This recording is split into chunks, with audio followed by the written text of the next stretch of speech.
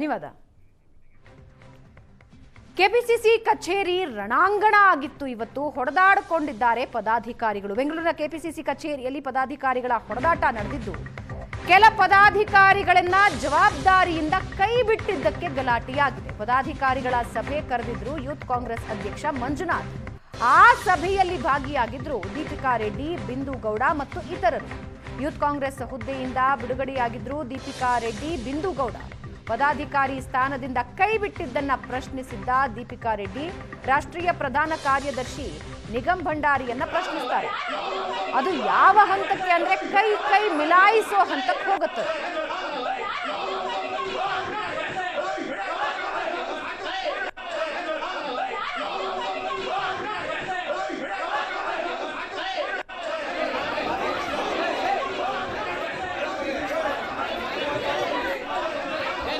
Discipline ಹಾಳಾಗುತ್ತೆ. ಪಕ್ಷ discipline ಹಾಳಾಗುತ್ತೆ. ಪಕ್ಷದ ಡಿಸಿಪ್ಲಿನ್ ಹಾಳಾಗುತ್ತೆ. ಮೀಟಿಂಗ್ ಆದ್ಮೇಲೆ ನಮ್ಮ ನ್ಯಾಯ ಇಟ್ಕೊಳ್ಳಿ.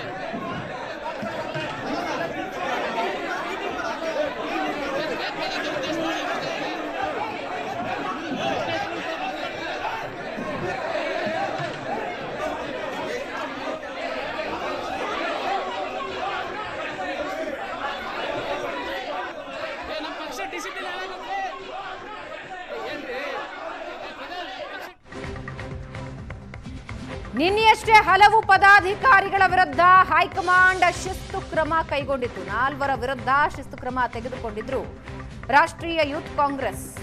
ಕರ್ತವ್ಯ ಲೋಪ ಮತ್ತು ನಿಷ್ಕ್ರಿಯತೆ ಕಾರಣ ಕೊಟ್ಟು 4 ವಿರುದ್ಧ ಕ್ರಮ ಆಗಿತ್ತು. ದೀಪಿಕಾ ರೆಡ್ಡಿ, ಬಿಂದು ಗೌಡ, ಫ್ರಾನ್ಸಿಸ್ ಬೆನೆಟೋ, ಸುಮನ್ ಸೋಮಶೇಖರ್ 4 ವಿರುದ್ಧ ಶಿಸ್ತು ಕ್ರಮ ತೆಗೆದುಕೊಂಡಿತ್ತು ರಾಷ್ಟ್ರೀಯ ಯೂತ್ ಕಾಂಗ್ರೆಸ್. ಇವತ್ತು ಅಧ್ಯಕ್ಷ ಮಂಜುನಾಥ್ ನಡೆಸ್ತಾ ಇದ್ದ ರಾಜ್ಯ ಕಾರ್ಯಕಾರಿಣಿಯಲ್ಲಿ ಗಲಾಟೆ ಮಾಡಿದ್ದಾರೆ. ಆ ಗಲಾಟೆ ಯಾವ ಹಂತಕ್ಕೆ ಹೋಗಿದೆ ಅನ್ನೋದನ್ನ ದೃಶ್ಯದಲ್ಲಿ ನೀವು ನೋಡ್ತಾ ಇದ್ದೀರಾ. ಕೆಪಿಸಿಸಿ ಕಚೇರಿಯಲ್ಲೇ ತಳ್ಳಾಟ, ನೂಕಾಟ.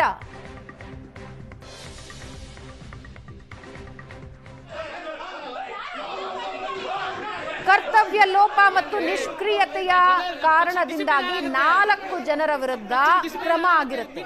ದೀಪಿಕಾ ರೆಡ್ಡಿ, ಬಿಂದು ಗೌಡ, ಫ್ರಾನ್ಸಿಸ್ ಬೆನೆಟೋ, ಸುಮನ್ ಸೋಮಶೇಖರ್.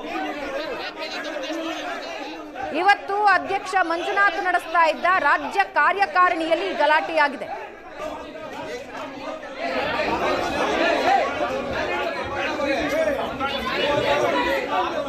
ನಮ್ಮ ಪಕ್ಷ ಡಿಸಿಪ್ಲಿನ್ ಹಾಳಾಗುತ್ತೆ.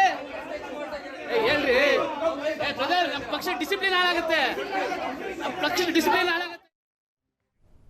ಯಾವ ಕಾರಣಕ್ಕೆ ಹುದ್ದೆಯಿಂದ ತೆಗೆದಿದ್ದಾರೆ ಅಂತ ನನಗೆ ಮಾಹಿತಿ ಕೊಟ್ಟಿಲ್ಲ. ಯಾವುದೇ ಮಾಹಿತಿ ನೀಡದೆ ಏಕಾಏಕಿ ಆದೇಶವನ್ನ ಪೋಸ್ಟ್ ಮಾಡಿದ್ದಾರೆ. ದೀಪಿಕಾ ರೆಡ್ಡಿ ಇದನ್ನ ಪ್ರಶ್ನೆ ಮಾಡಿದಾಗ ಗಲಾಟೆ ಅಂತ ಬಿಂದು ಗೌಡ ಹೇಳ್ತಾ ಇದ್ದಾರೆ. ಯೂತ್ ಕಾಂಗ್ರೆಸ್ ಅಧ್ಯಕ್ಷ ಮಂಜುನಾಥ್ರಿಂದ ಒಡೆದಾಡೋ ನೀತಿ. ನಮ್ಮ ಉಸ್ತುವಾರಿನ ಪ್ರಶ್ನಿಸಲು ಹೋದಾಗ ತಡೆಯೋ ಪ್ರಯತ್ನ ಆಯಿತು. ಡಿಕೆಶಿ, ಸಿದ್ದರಾಮಯ್ಯ ಸಮಸ್ಯೆಯನ್ನ ಬಗೆಹರಿಸಬೇಕು ಅಂತ ದೀಪಿಕಾ ರೆಡ್ಡಿ ಹೇಳ್ತಾ ಇದ್ದಾರೆ.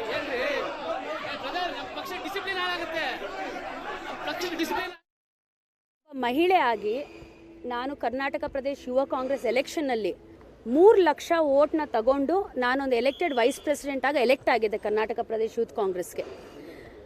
ಆದರೆ ಏನು ನಮ್ಮ ಸ್ಟೇಟ್ ಪ್ರೆಸಿಡೆಂಟ್ ಇದ್ದಾರೆ, ಅವರು ಓದ್ ಕಮಿಟಿಯಲ್ಲಿ ಉಪಾಧ್ಯಕ್ಷರಾಗಿದ್ದರು ನನ್ನ ಜೊತೆಗೆ.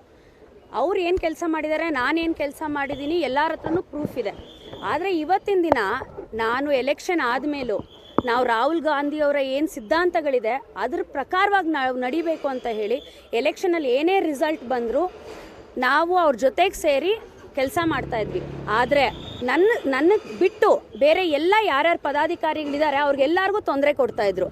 ಸೊ ಈ ವಿಚಾರವಾಗಿ ನಾವು ಯಾವತ್ತೂ ವಾಯ್ಸ್ ರೇಸ್ ಮಾಡೋಕ್ಕೆ ನಮ್ಗೆ ಅವಕಾಶ ಬಿಡ್ತಾ ಇರಲಿಲ್ಲ. ಯಾಕಂದರೆ ಡಿವೈಡ್ ಆ್ಯಂಡ್ ರೂಲ್ ಪಾಲಿಸಿಯನ್ನು ಮಂಜುನಾಥ್ ಅವರು ಮಾಡ್ತಾಯಿದ್ರು.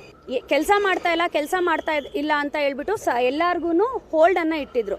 ಸೊ ಅದಕ್ಕೆ ಸರ್ ರೀಸನ್ ನನಗೆ ಗೊತ್ತಿಲ್ಲ. 1-2 ಮೀಟಿಂಗ್ಗಳು ಅಟೆಂಡ್ ಆಗಿಲ್ಲ ಅಂತ ಹೇಳಿ ನೋಟಿಸ್ ಕೊಟ್ಟಿದ್ರು ಆ ವಿಚಾರವಾಗಿ. ಬಟ್ ಅದನ್ನು ಸೋಷಿಯಲ್ ಮೀಡಿಯಾದಲ್ಲಿ ಹಾಕುವಂಥ ಅವಶ್ಯಕತೆ ಇರಲಿಲ್ಲ ಫಸ್ಟ್ ಆಫ್ ಆಲ್. ಯಾಕಂದರೆ ಇದು ಇಂಟರ್ನಲ್ ಆಗಿರೋದ್ರಿಂದ ಇಂಟರ್ನಲ್ ನಮ್ಗೆ ಇಂಡಿವಿಜುವಲ್ ಆಗಿ ಮೆಸೇಜ್ ಕಳಿಸಿ ಇದಕ್ಕೆ ರೀಸನ್ ಕೊಡಿ ಅಂತ ಹೇಳಿದ್ರೆ ನಾವು ಕೊಡ್ಬೋದಾಗಿತ್ತು.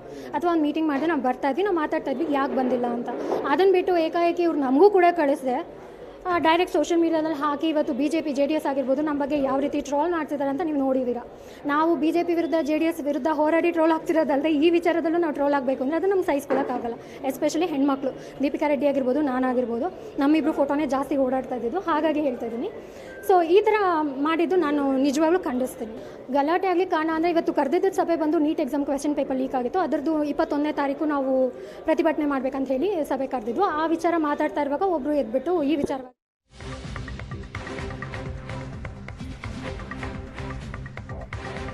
ಕೆಪಿಸಿಸಿಯಲ್ಲಿ ರಣಾಂಗಣ ಆಗಿದ್ದು ಗಲಾಟೆಯೇ ಆಗಿಲ್ಲ ಅಂತ ಯೂತ್ ಕಾಂಗ್ರೆಸ್ ಅಧ್ಯಕ್ಷರು ಹೇಳ್ತಾ ಇದ್ದಾರೆ. ಯಾರು ಏನ್ ಮಾಡಿದ್ದಾರೆ ಅನ್ನೋದನ್ನ ಕೆಪಿಸಿಸಿ ಅಧ್ಯಕ್ಷರಿಗೆ ನಾವು ಹೇಳ್ತೀವಿ, ಯೂತ್ ಕಾಂಗ್ರೆಸ್ನಲ್ಲಿ ಸಣ್ಣ ಪುಟ್ಟದ್ದಾಗಿರುತ್ತೆ ಅಂತ ಸಮಜಾಯಿಷಿ ಕೊಡ್ತಾ ಇದ್ದಾರೆ ಮಂಜುನಾಥ್ ಗೌಡ.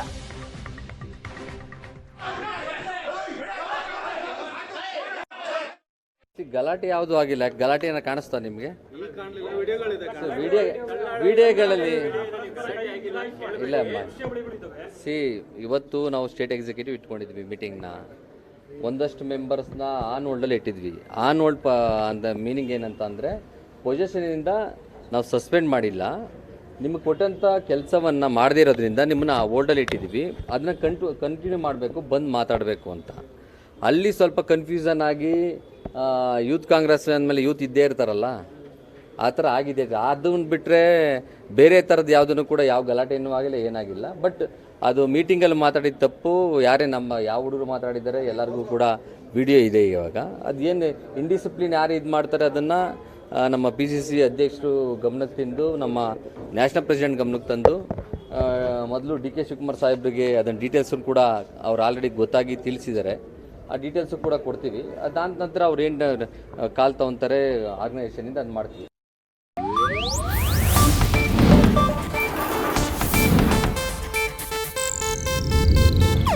ಇದು ಏಷ್ಯಾನೆಟ್ ನ್ಯೂಸ್ ನೆಟ್ವರ್ಕ್ ಪ್ರಸ್ತುತಿ.